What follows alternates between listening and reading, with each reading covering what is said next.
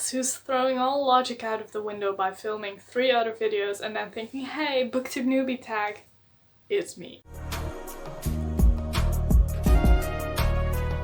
Hey everyone, my name is Envy and today I'm doing the Booktube Newbie Tag even though I've already filmed and uploaded 3 other videos because like I said, I don't do logic. You've already seen me knock over a TBR pile, you've already seen me suffer through rearranging bookshelves.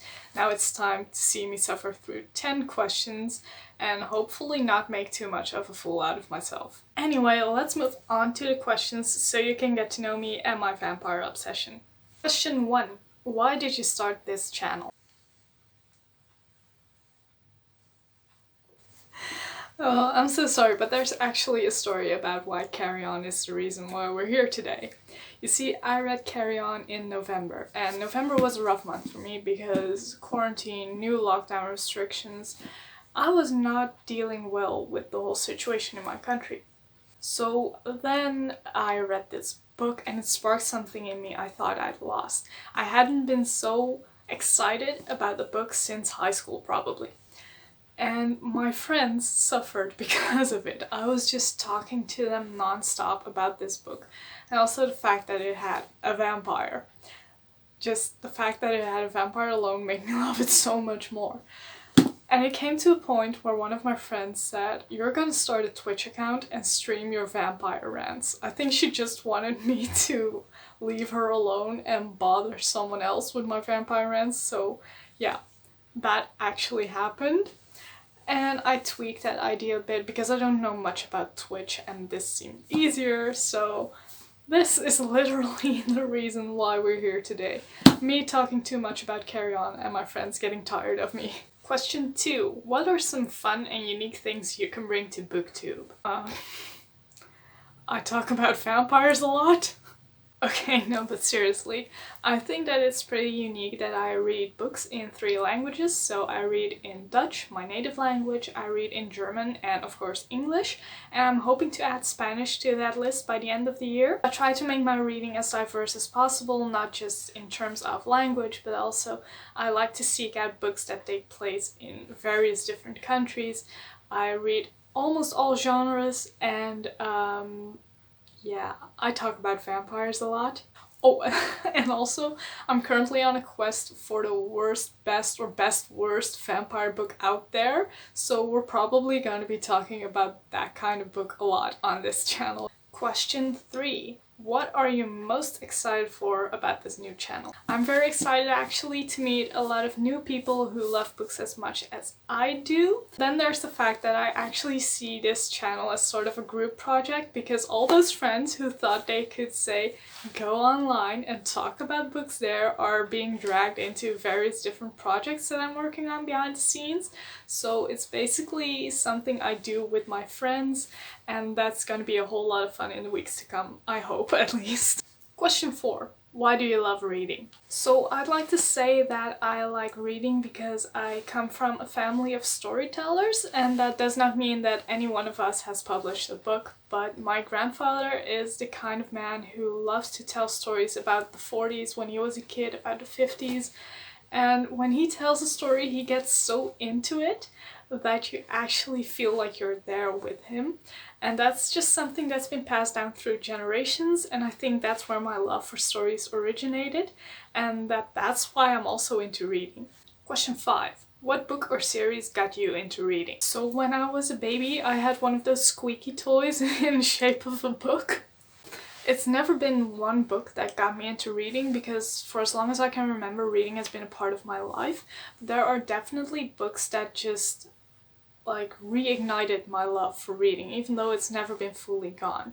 So I started out with horror books for children. I love those, and that's where the whole vampire obsession started. So even when I was 7, I was obsessed with vampires and werewolves. Vampires more so than werewolves.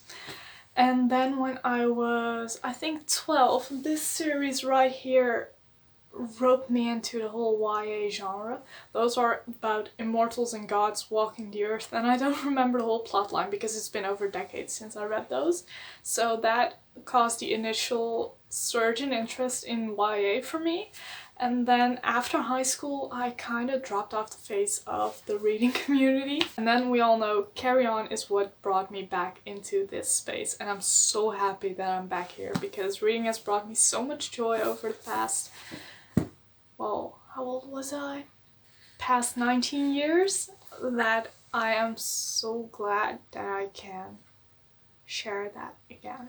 Question 6. What question would you ask your favorite booktuber? Hey, wanna go out for coffee and talk about books? So I wouldn't ask for any tips. Well, I would ask for book recommendations, of course, but not like how did you grow your channel or what kind of editing software do you use, because even though I think the community aspect is great here on Booktube, when I meet a booktuber, I'd rather talk about books than about everything surrounding it.